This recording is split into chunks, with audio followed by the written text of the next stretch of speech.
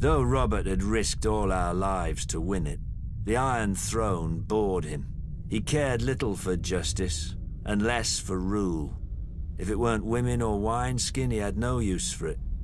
Without the stalwart John Arryn as Hand of the King, the challenge to Robert's crown would have come much earlier than it did.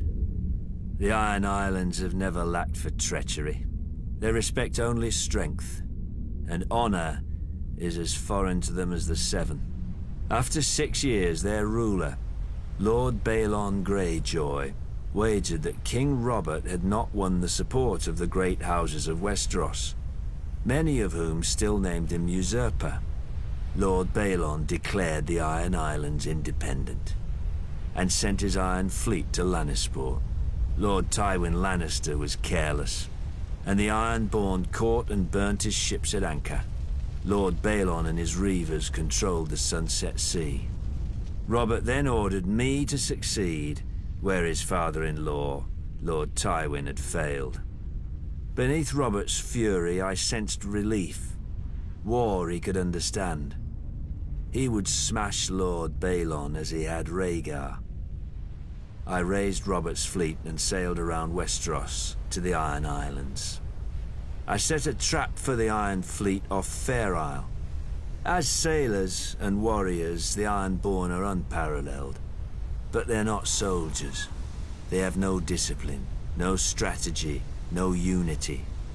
In a battle, each man fights only for his own glory, and their longships are built for lightning strikes and shore raids. When the captains rushed in, I smashed their longships with our larger war galleys.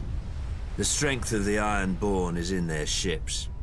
With the Iron Fleet broken, I had assured Robert's victory. He could now transport troops and siege weapons to invade the Iron Islands. And contrary to Balon's hopes, Robert had plenty of both. I've never seen such allegiance as Robert could inspire in war. Enemies who tried to kill him one day would be drinking with him the next under their own fallen banners.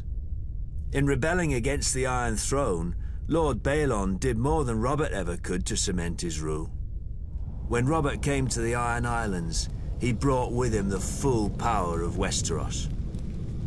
Sir Barristan Selmy of the King's Guard led the assault on Old Wick, while I subdued Great Wick, the largest of the Iron Islands. But Robert saved the seat of House Greyjoy, Pike, for himself and Lord Eddard.